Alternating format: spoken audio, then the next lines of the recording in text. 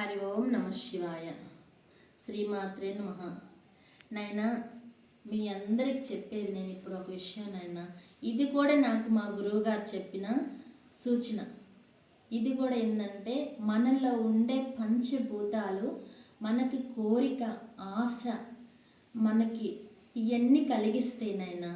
మనల్ని మనకు ముందుకు పోనీయకుండా మనలో ఉండేటి పంచభూతాలు మనకు అన్నీ కూడా ఆశల్ని రాకపోతాయి నాయన.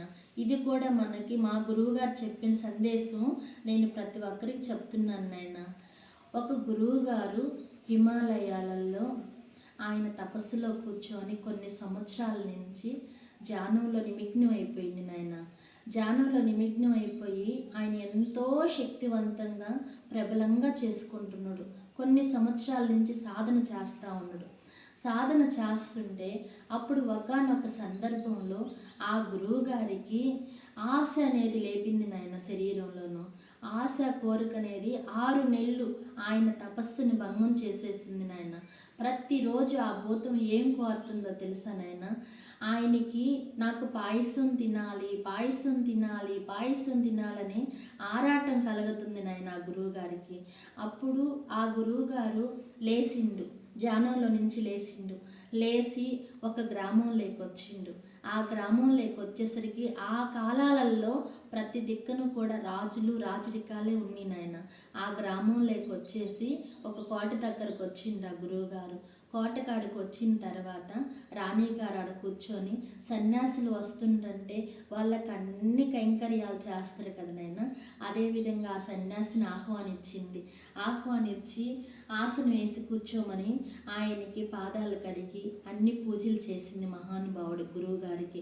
చేసిన తర్వాత, స్వామి మీ రాకతో మా కోటే పావనం అయిపోయిందని చెప్పనని ఆ రాణిగారు ఎంతో గొప్పగా తపస్సు ఆయనకి అన్నీ చేసుకున్నాక అప్పుడు, అమ్మ నేను ఈరోజు వచ్చింది నాకు ఒక కోరిక తీర్చాలి తల్లి, నువ్వు అందుకోసమే నేను ఈ కోటలోకి వచ్చినానమ్మా నీ కాడికి అని చెప్పు, నువ్వైతేనే నాకు పెడతావని నీ దగ్గరికే వచ్చినాను తల్లి అని చెప్పని అంటాడు ఆయన గురువుగారు. స్వామి మీరు రావడం, అడగడం ఏది కూడా మీకు కాదు అన్న స్వామి, మీరు ఏది అడిగినా కానీ నేను ఇస్తాను స్వామి అని చెప్పి నా రాణిగారు చెప్తారు.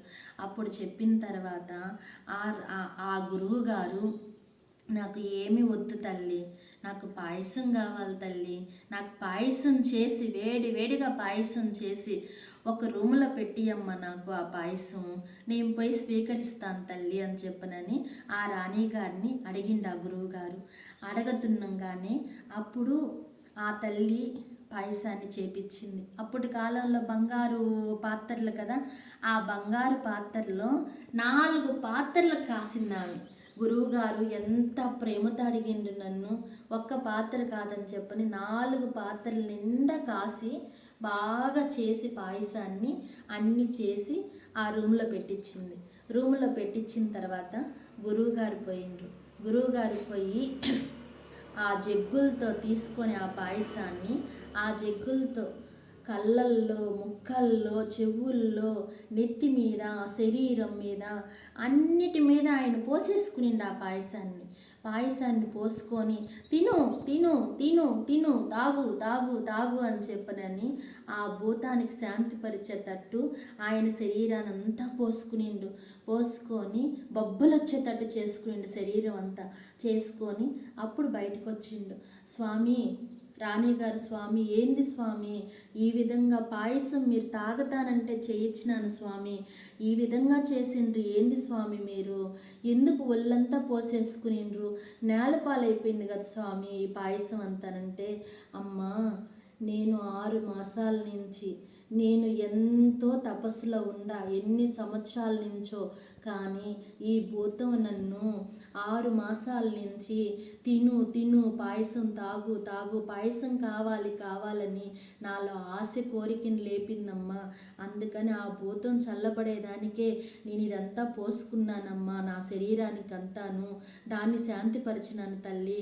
నాకు నువ్వు చేసిన దానికి, ఈ పాయసం నాకు పెట్టిన దానికి, నాలో ఉండే భూతాన్ని మీరు శాంతిపరిచిండ్రు కాబట్టి మీ రాజ్యం అంతా చల్లగా ఉంటుంది, మీరెంతో వైభోగంగా ఉంటుంది ఆశీర్వదించి ఆ గురువుగారు మళ్ళీ యథాస్థానంగా హిమాలయాల్లోకి వెళ్ళిపోయిండ్రు. ఆ విధంగా ఆ మహానుభావుడు ఎంత గొప్ప శక్తిమంతుడు. అదేవిధంగా మనలో ఉండే పంచభూతాలని నాయన, ఆశ కోరికలు అనేటి మనలో ఉంచుకోకూడదు నాయన. వాటిల్ని ప్రతి ఒక్కటి మనం పగ్గం మీద నడిపించుకోవాలి నాయన. అది ఏ విధంగా అంటే మన తపస్సుతోనే, మన ధ్యానంతోనే ప్రతి ఒక్కటి మనము పట్టుకోవాలి నాయన. ఆ విధంగా చేయండి నాయన ప్రతి ఒక్కరు కూడాను. ఇప్పుడు ఉండే ధర్మ మార్గంలో మనకి భక్తి అనేది ఉంటేనే, ఎవరికైతే సాధన అనేది ఉంటుందో వాళ్ళే విజయవంతులు అవుతున్నాయినా. మనం డబ్బుల్ని సంపాదించుకొని బ్యాంకీల్లో పెట్టుకునేది కాదు నైనా. ఆస్తులు 1,00,000 రూపాయలు వచ్చిందంటే 10 లక్షలు, 10 లక్షలు వచ్చిందంటే 50 లక్షలు, 50 లక్షలు వచ్చిందంటే 1,00,00,000 రూపాయలు కావాలనుకుంటున్నాయినా.